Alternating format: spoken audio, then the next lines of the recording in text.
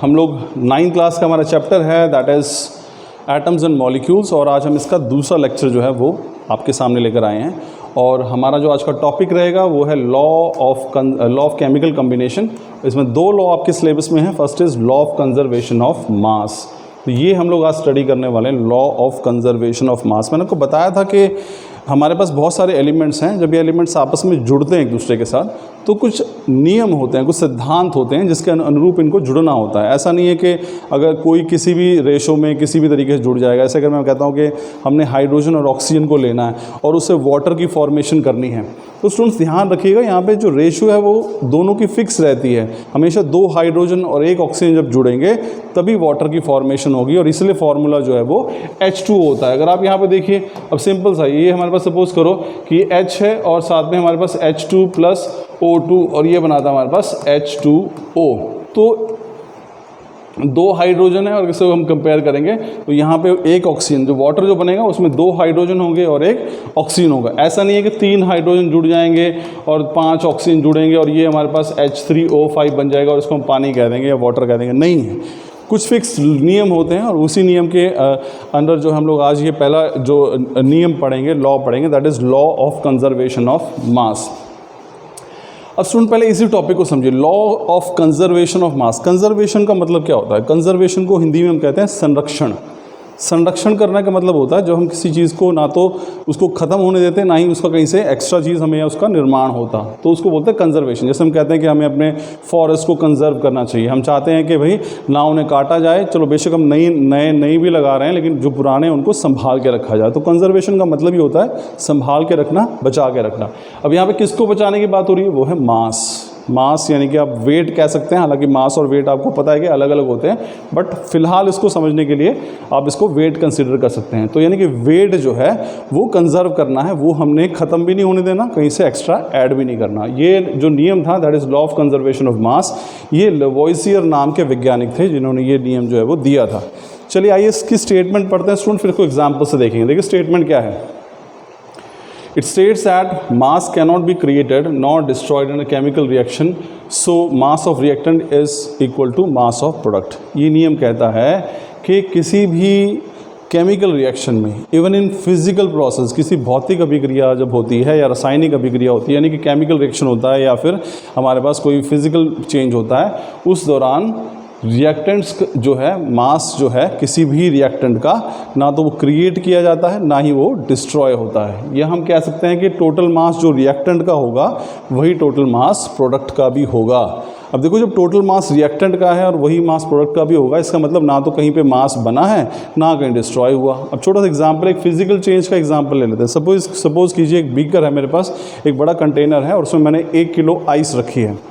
अब आइस जो है वो एक सॉलिड फॉर्म है और अब मैं क्या करता हूँ, उसे बाहर रूम टेम्परेचर पर रखता हूँ या उसे गर्म करना शुरू कर देता हूँ। थोड़ी देर बाद आप देखेंगे उसी कंटेनर के अंदर सारी की सारी बर्फ़ जो है वो लिक्विड में कन्वर्ट हो जाएगी, यानी कि सॉलिड से लिक्विड बन जाएगा।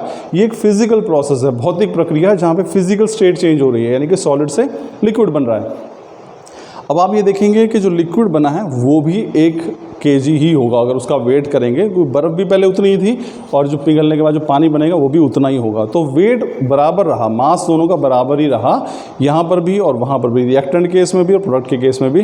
तो यही है law of conservation of mass. ये कहता है कि किसी भी केमिकल रिएक्शन में या फिजिकल चेंज या फिजिकल कोई चेंज होती है उस दौरान रिएक्टेंट्स का जो मास होता है वो हमेशा प्रोडक्ट के बराबर होता है। यहाँ पे रिएक्टेंट क्या था? आइस थी, और प्रोडक्ट क्या है यहाँ पे? वाटर। तो पहले मास कितना था आइस का? 1 kg, पिघलने के बाद वाटर भी कितना हुआ? 1 kg। तो मास ना तो बना ना डिस्ट्रॉय हुआ, वो कंजर्व हो गया, और यही है लॉ ऑफ कंजर्वेशन ऑफ मास। तो ये बर्फ़ वाला एग्जाम्पल तो स्टूडेंट्स हमारे पास एक फिजिकल का एग्जाम्पल था। अब हम केमिकल रिएक्शन देखते हैं कि अगर कोई केमिकल रिएक्शन हम करेंगे तो क्या तब भी ये नियम जो है वैलिड होता है? बिल्कुल होता है। ये देखते हैं, इसको समझते हैं। अब सपोज़ करो कि हमारे पास एक लकड़ी का टुकड़ा है, ये लॉग लिखा है वुड का, और ये 30 kg है। 30 kg जो है यहाँ से लॉग जो है वो हमने लिए हैं। अब इसको जलाते हैं हम यहाँ पे, ये टोटल हमारे पास कितना बन जाएगा? फायर, सपोज ऑक्सीजन जो हम यहाँ पे ले रहे हैं इसको जलाने के लिए वो 1 kg यूज़ हुई है। तो टोटल मास रिएक्टेंट कितना हो गया? 30 + 1 that is equal to 31 kg। अब ये जलेगा तो इसमें कितने राख बनेगी लकड़ी की? राख कितनी बन गई? 28 kg बन गई। अब टोटल कितना था? 28, और यहाँ पे कितना था? 31।